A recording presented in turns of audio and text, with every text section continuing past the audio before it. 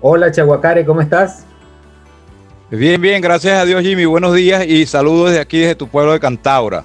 Qué bueno. Gracias a Dios por estar aquí compartiendo este espacio contigo y deseándote pues suerte en ese proyecto que tienes comunicacional allá. Bueno, la suerte es para principiantes, siempre se me decía éxitos.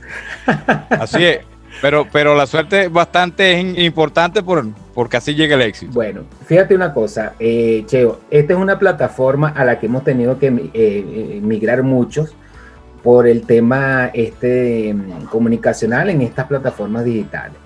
Y esto ha servido para nosotros reencontrarnos, para nosotros exponernos, para que nos conozcan. Y es parte de estos nuevos tiempos. Entonces, fíjate que por eso es que hemos creado un espacio donde nosotros podamos hablar de lo que estamos haciendo.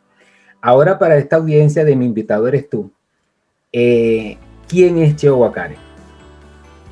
Bueno, yo soy el mayor de 8 hermanos, 5 hembras que hacen la autoridad en la casa. Y bueno, hablarte de José Cheo Guaccare es decirte que es una persona de extracto social humilde que ha salido pues a la calle pues a conquistar pues con la humildad que me caracteriza en los espacios dentro de lo que es la política, independientemente de que tengamos o no afiliación política, a veces nos lleva pues la mejor intención para hacer las cosas bien. Cuando me preguntas que quién es Cheo Guaccare, te lo digo, hemos estado haciendo un trabajo bastante importante durante muchísimo tiempo que tiene que ver con las reivindicaciones de la gente en los distintos sectores de Freite. A veces se me ha criticado que he dicho que no quiero formar parte de algunas cúpulas que han venido haciéndole un daño tremendo a Cantaura. Y en base a eso, bueno, nos hemos conducido de la mejor manera y a través de esa manifestación de apoyo hemos seguido la lucha diaria. Claro. Fíjate una cosa.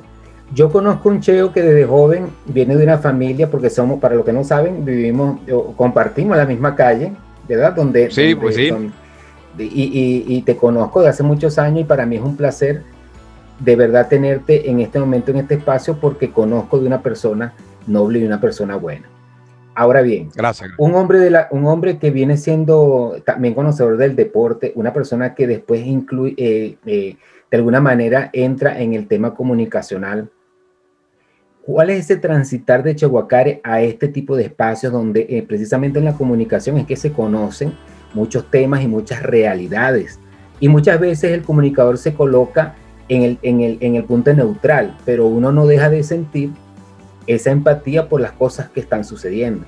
En tu caso, Cheo, right, ¿cómo es ese transitar? ¿Por qué la comunicación ha sido uno de tus grandes virtudes dentro de lo que ha sido tu trayectoria?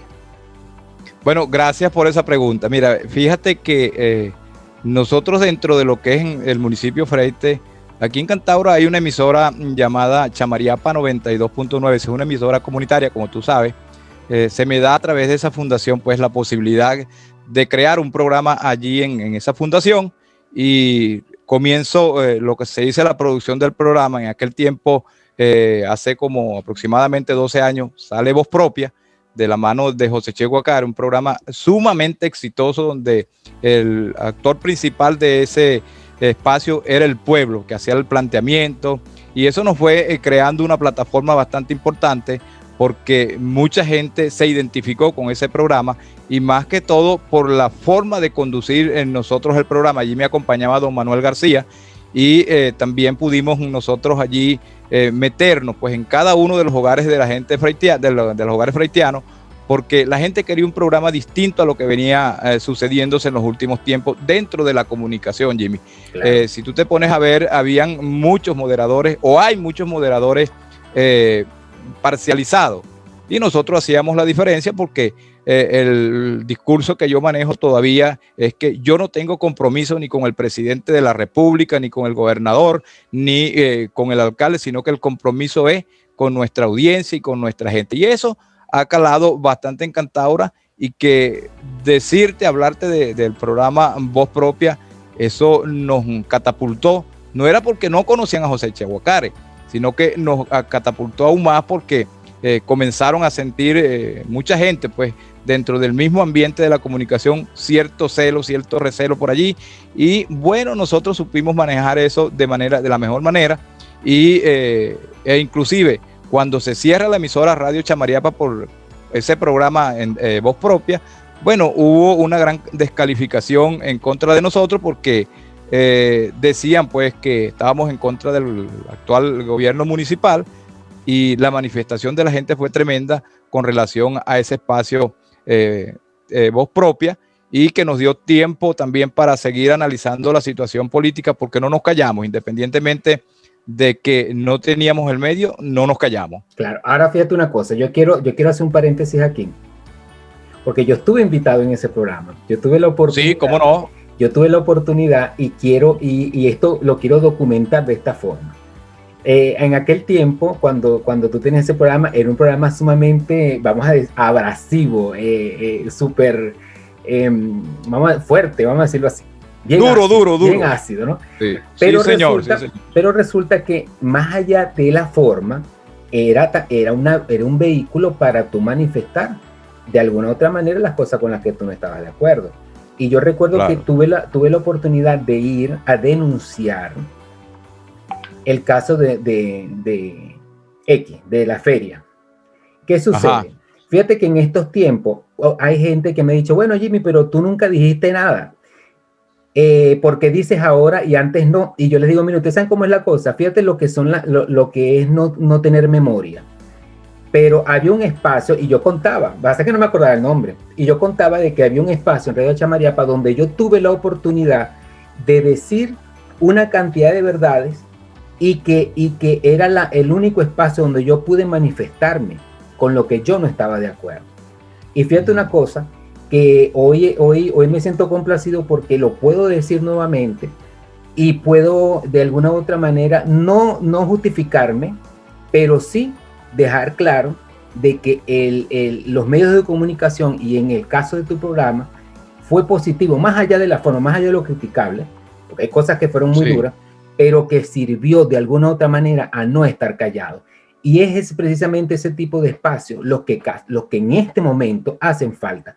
Yo puedo entender de que, lo entiendo ahora, de que ese tipo de programa obviamente eran atacados, eran censurados, fue cerrado, etcétera, etcétera, etcétera, porque era parte del sistema, era parte de lo que ya estaba planificado por ocurrir. Y celebro de que en estos tiempos, a pesar de, todavía ustedes de alguna u otra forma sigamos en esta vía comunicacional. Eso quería decirlo en este momento, porque me causa mucha alegría de que personas como tú sigan transitar, este camino de no callarnos y de decir las cosas que siente la gente. Pero tenemos que seguir. No todo culmina allí, porque una vez que cierran la emisora, luego me fui para la parte del estado Bolívar, para las minas, y una vez que regreso, 2 meses después, me dan la posibilidad de crear otro programa, pero esta oportunidad era en Melodía y en Zona Visión. Esa televisora es del doctor Roberto Rojas, y allí creo, Jimmy Marcano, y el programa Canal Abierto. Bueno, el programa casi con la misma dinámica de voz propia, pero allí el 31 de agosto del 2017, bueno, fui objeto de un secuestro por haber denunciado pues lo que era la pérdida de las cajas claras, la pérdida de los bultos escolares, y motivo de esa denuncia me secuestraron allí, y llegando a la casa de mi mamá, y eso fue 1 hora y 45 minutos de secuestro. Bueno, aparte de los golpes, las amenazas, y que tenían ubicada a mi familia, tenían ubicada a Chehuacare, a los hijos, todo ese tipo de cosas que se acostumbran a decir para amedrentar y callar a la gente. Bueno, gracias a Dios pudimos salir bien con esto. Y el testigo que tengo de ese secuestro, aparte de la gran cantidad de gente que había en la clínica popular, es nuestro amigo Lerby. Tú te debes acordar de Lerby. Vecino también. Paruta. Ay, sí, los capichi. Los capichi. Entonces, para que tú veas, entonces, eso significó que la amenaza que me hicieron allí, no te queremos más en los medios de comunicación, no te queremos en los centros de votación, todo ese tipo de cosas. Pero ocurre que el secuestro fue el 31 de agosto, un jueves 31 de agosto, y yo el viernes 1 de septiembre volví a salir al aire. Eso causó pues un boom encantador, que lanzábamos el mensaje de no tener el miedo. Yo decía que no tengo enemigos, y los enemigos que se suponen, no creo que se vayan a prestar para ese juego. Pero al final de todo esto, ¿qué fue lo que se impuso? La verdad, luego de esto mandan a sacar el programa del aire por instrucciones supuestamente del gobernador Aristóbulo Isturi. Bueno, yo honestamente dejé el espacio y seguimos pues en la lucha. Te voy a hacer una pregunta. ¿A ti nunca te ofrecieron plata para que te callaras? Jamás. Pero yo tengo entendido, que mucha gente que es complaciente recibe dinero. Sí, señor, así es. Lo reciben. Pero como yo no soy complaciente, entonces ocurre que nadie va a llegarle a Chehuacare con una placa de billete. Toma, yo quiero que tú te calles. Y primero porque mis principios no son esos. Mi principio no es eso, porque yo creo más en el trabajo que estoy haciendo que en el poquito dinero que me pueda dar, porque se acaba la plata y luego, ¿qué queda? El desprestigio. Claro. En cambio, cuando tú sigues haciendo el trabajo y sigues llegando a la gente, ¿qué es lo que recibes? El mejor pago que uno recibe es el respeto de la gente en la calle. Te pongo como referencia, a mí me fueron a entregar un reconocimiento en el Día de la Radiodifusión, la misma gente que cerró la emisora. Y resulta que yo me negué a recibir ese reconocimiento, y manifesté en ese momento lo mismo, pues, que no me iba a recibir esa manifestación, el reconocimiento, porque yo tenía el reconocimiento de la gente en la calle. Y eso a mí, ese es el mejor pago que puedo yo recibir de la gente. Cuando alguien te dice a ti, Jimmy Marcano, que Dios te bendiga por ese trabajo que estás haciendo, eso tiene un valor. Y un valor sentimental que uno lo guarda en el corazón, y allí quedo yo. No, y que te digo algo, una de las cosas de las cuales mucha gente quizás no entiende o no lo dice, es que por lo menos en Jimmy Marcano se siente tranquilo, en Chehuacare se siente tranquilo. Sí, a pesar de que uno también tiene unas necesidades básicas que cubrir. Pero ahí es donde la persona que emplea el discernimiento y la lógica se da cuenta de quién es quién. Porque los que juegan en los medios de comunicación a parcializarse y a hacer sesgos y a manifestarse en apoyo a alguien, sencillamente son medios de propaganda, no son medios de comunicación, ni son comunicadores, sino son personas que son pagadas precisamente para que den un discurso complaciente a una gestión o algo que se esté realizando. Por esa parte pienso que podemos estar tranquilos, porque, porque no nos debemos a nadie ni tenemos compromisos con nadie. Por lo menos en esa parte yo me identifico contigo. Ahora bien, como un caballero como usted, también tiene esa forma tan directa, tan frontal, muchas veces doliente, para poder abordar un tema. Explícame brevemente por qué esa forma. Mira, ayer dije algo en el programa de que hubo una persona que me hizo un cuestionamiento. Y precisamente hablando de eso, de que a mí me habían dado $600,000 por entrevistar, por ejemplo, a Chaim Bucarán. Imagínate tú. Bueno, entonces, ¿qué fue lo que ocurrió? Yo le digo a la persona que me hace, ¿con qué moral me va a atacar aquí? Y voy a decir el nombre porque dije que no lo iba a perdonar. Jover Carvajal. ¿Con qué moral ataca a José Cheo Guacare Jover Carvajal? Yo lo dejé allí. ¿Me entiendes? Pero ocurre también que la comunicación no termina allí. Actualmente, Jimmy, tengo un espacio en Radio Chamariapa llamado En Tiempo Real, un programa también de participación, de entrevista, que también mucha gente se ha asociado allí porque ven en el programa la única ventana que hay para hacer las denuncias, para buscar también el entretenimiento y la información que hace falta y que mucha gente por temor no la dice. Y uno llega y recoge la impresión y la digo tal cual como me lo dicen. Si yo veo que, por ejemplo, en el ámbito nacional hay una información que se puede manejar de la buena manera, yo no le voy a buscar la forma de adornarla, yo la tiro tal cual como va, porque es lo que caracteriza a uno como comunicador social. Y la gente, hay a quien le gusta el estilo, pero hay otros que no les agrada, pues porque precisamente cuando llegan vaya a Radio Chamaría para una entrevista con Che Guacara, todo el mundo empieza a temblar. ¿Entiendes? Pero eso es lo interesante del tema, de que imagínate, por ejemplo, a mí han habido amigos que me han criticado, que me dicen, bueno, Jimmy, pero es que tú tienes que ser más agresivo, tú tienes que ser más violento, tú tienes que ser más, pero resulta que no. A mí me gusta la familiaridad en este tipo de conversaciones porque sí, hacerlo hostil es como que muchas veces la gente puede reaccionar de una manera que no sea la apropiada. Y estamos en un medio que nos permite que nos vea todo el mundo. Pero por eso, pero cada quien con su estilo y cada cosa. Eso es, y son los estilos de cada quien. Pero me doy el gusto, me he dado el honor de que cuando Daniel Aro fue al programa con nosotros, nos duró 20 minutos. ¿Me entiendes? No duró nada. De 2 horas duró 20 minutos. Salió corriendo.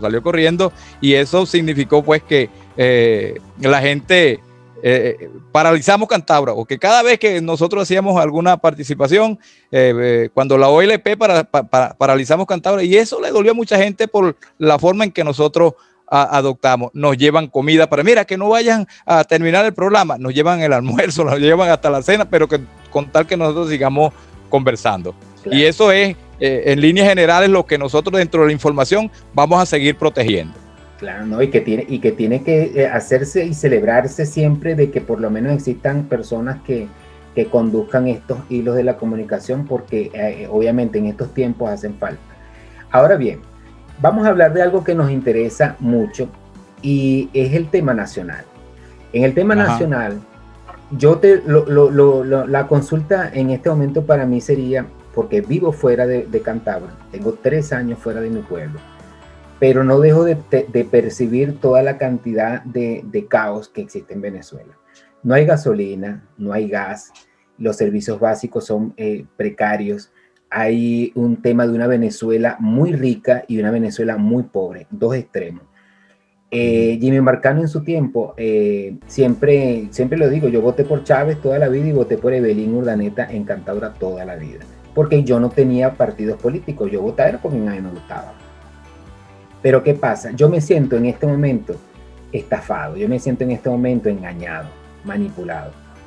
Y mucha gente con la que uno conversa se siente de una manera similar. Ahora bien, bueno, y después obviamente me pareció que ya Evelyn había cumplido su tiempo y había que hacerlo por la opción que existía, porque no había más nada. De eso vamos a hablar más adelante. Pero en el tema nacional, hay un tema muy grave porque vamos para unas elecciones. Estamos en un país sumergido en mucha confusión, donde los temas de corrupción es lo que hay a la orden del día. Estamos con una oposición totalmente fragmentada. Estamos con un régimen o gobierno o partido político que es el que maneja el país. Estamos frente a unos militares con una cantidad de cuestionamientos. Es decir, el que hable de Venezuela en este momento, políticamente, no haya ni qué decir. Y cuando tú lo cuentas, la gente no te lo quiere creer. ¿Qué es lo que está pasando, Che Guacara, en Venezuela? Dime la verdad. Mira, tocar el tema político nacional, lógicamente implica que comencemos a hacer como un recuento, porque tú acabas de manifestar tu primera votación pues hacia el presidente Chávez. Yo he sido un duro crítico pues del proceso revolucionario encabezado por Hugo Chávez, porque estaba como tratando de violentar pues lo que era o violentó el hilo constitucional, y eso significó que mucha gente que estábamos acostumbrados pues a ir a los procesos electorales y que cada vez se cumpliera el tiempo estipulado pues de cada presidente, bueno, el señor irrumpe de la mejor manera, alegremente, y comienza pues ese transitar de destruir a Venezuela. Yo puedo decir aquí que el gobierno de Hugo Chávez en algún momento fue para muchos una esperanza, pero luego se convirtió en un cáncer que se comió a Venezuela con esa política improvisada que yo no le veía pies ni cabeza, porque estábamos, como se dice, nosotros con un barril de petróleo por barril un $140, pero luego eso se cayó porque comenzó a dar ese dinero para todas partes, hablando de aquella famosa integración de los pueblos. Y resulta que mientras estaba integrándose los chupadólares de algunos países vecinos, resulta que Venezuela se estaba desintegrando. Ya el aparato productivo comenzó a desmejorar, no se producía nada en el país, y para colmo de males, luego de que ya se ve que no tenía ningún tipo de esperanza de vida, ¿qué es lo que hace? Nos condena a los venezolanos y nos manda a los venezolanos, a los que votaron por él, a votar por Nicolás Maduro. Allí comienza prácticamente la desgracia total del país, porque ¿qué pensábamos nosotros de Nicolás Maduro? Pues en ese momento, bueno, que no iba a ocurrir sino la destrucción del país.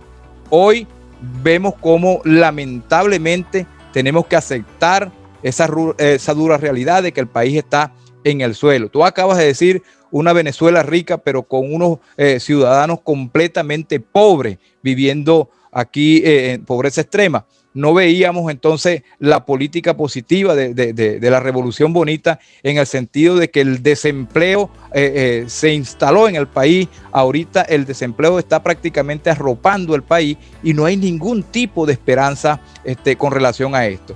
Han venido haciendo ese tipo de elecciones, muchos dicen que son preparadas, otros dicen que el Consejo Nacional está haciendo el trabajo, pero resulta que las elecciones que se aproximan, el próximo 6 de diciembre, del cual te voy a decir y te lo voy a manifestar aquí, te voy a dar la primicia, no voy a participar, porque no creo que las condiciones estén dadas para el evento. Aspiré en su momento que con la reunión de Capriles, María Corina y el mismo Juan Guaidó podía darse pues una esperanza para que los venezolanos unidos fuéramos a participar. Bueno, de allí, esa reunión de los tres, lo que hizo fue salir cada uno con una posición. Se habla actualmente que Capriles no va a participar, pero anda promoviendo algunos candidatos a nivel nacional para estas elecciones. María Corina sale, y me disculpa la gente que afecta a María Corina, plomo parejo. Y Juan Guaidó, bueno, en lo de él, sencillamente a querer calmar la situación en el país, y eso ha traído una desesperanza más al país, porque ¿qué es la ventaja que tiene Maduro? Bueno, que los de ellos sí van a participar, participar. Pero ahora yo quiero que atajarte allí y consultarte algo.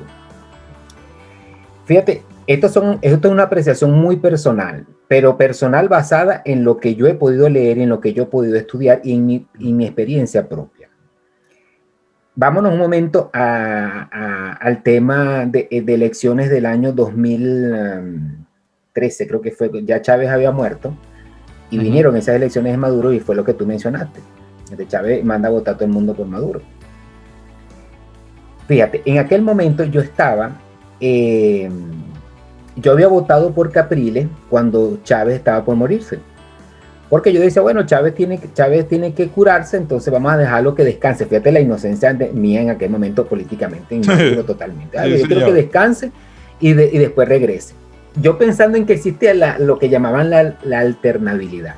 Ok, resulta que Chávez gana X, pero muere. Y en aquel momento venían unas elecciones municipales. A mí, en la gestión de Belín, me hacen una mala jugada por un tema artístico. Y resulta que yo busqué la manera de conversar con Belín y no se pudo. X. Entonces resulta que a mí me captan un movimiento independiente. Este movimiento independiente apoya a una opción distinta a la de Belín, municipal, estamos hablando, y resulta que como muere Chávez, resulta que la cosa se trastoca, entonces hay que apoyar.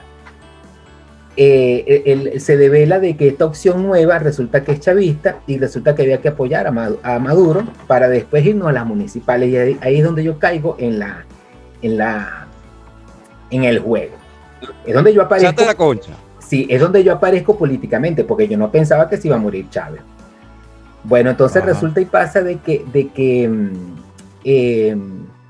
Capriles es el contendiente de Maduro en aquel momento. Yo Correcto. puedo decir, Jimmy Marcano puede decir en este momento, y esto que quede documentado, yo puedo decir, yo soy de los que afirma en este momento de que Capriles sí ganó. Capriles sí ganó esas Convencido de eso elecciones. también. Porque el movimiento independiente de aquel momento nos decía a nosotros de que efectivamente había ganado Capriles, pero que no podía ganar. Él no podía obtener el poder. ¿Qué pasa? Después que yo veo esas declaraciones, Capriles sale, veo el video y lo veo repetidas veces cuando él nos manda a bailar salsa. ¿Me entiendes? Es decir, que él no defendió nunca su triunfo. Cuando yo veo el caso reciente boliviano, el señor Mesa y esta señora, no sé qué, que el tipo dice, Evo Morales no ganó, vamos a salir a defender el triunfo. Entonces uno hace las comparaciones y uno empieza a dudar. Entonces tú comienzas a dudar más aún cuando tú estando dentro, comienzas a ver de que hubo muchas complacencias cuando Daniel Aro gana, le gana a Evelyn por primera vez y resulta que aquello fue amor y paz. Amor y paz, sí, señor. Entonces yo decía, bueno, Dios mío, o sea, te estoy hablando 7 años después. 7 años después, tengo esta oportunidad de conversarlo con una persona como tú y yo digo, bueno, pero entonces, ¿qué es esto? ¿Qué pasó aquí? O sea, vuelvo y lo repito, yo me siento estafado, yo me siento engañado y manipulado porque yo pienso que todo eso fue la misma pelota. Entonces, te pregunto ahora, Capriles recientemente dio unas declaraciones donde él decía de que, bueno, a mí me cuestionan porque yo no salí a defender bueno, está bien. Se sacó el lazo, pero de una manera muy chévere, muy normal, o sea, como que la cosa no fue con él. ¿Qué opinas tú, entonces, Choro Guaccare, del por qué no se ha salido del sistema chavista si tenemos una oposición que en mi apreciación personal ha sido complaciente, se ha vendido, ha colaborado, ha cohabitado y se ha sentido refugiado en decir, no, lo que pasa es que la política estos temas se resuelven de esta manera política? A mí no en mi apreciación no me parece. ¿Qué opinas tú? Mira, precisamente parte de la decepción del pueblo venezolano es por la dirigencia política del país. Yo tengo mis cuestionamientos también, porque yo digo que no se puede ser tan complaciente con el gobierno, porque te pongo un ejemplo para que tú veas la complacencia de la dirigencia de la Asamblea Nacional, y aquí generalizo. Resulta que allí había se vence el plazo de 2 rectores del Consejo Nacional Electoral que tenía que escogerlo nuevamente la Asamblea. Hay un grupo de diputados que plantea la posibilidad de inmediatamente a través de la Asamblea nombrar esos diputados, esos 2 rectores del Consejo Nacional Electoral. Bueno, ellos tenían 2 y el otro restante de diputados de la oposición, que hacía la mayoría, resulta que dice, sí, vamos a escogerlo antes que el Tribunal Supremo actúe. Bueno, ¿qué fue lo que ocurrió?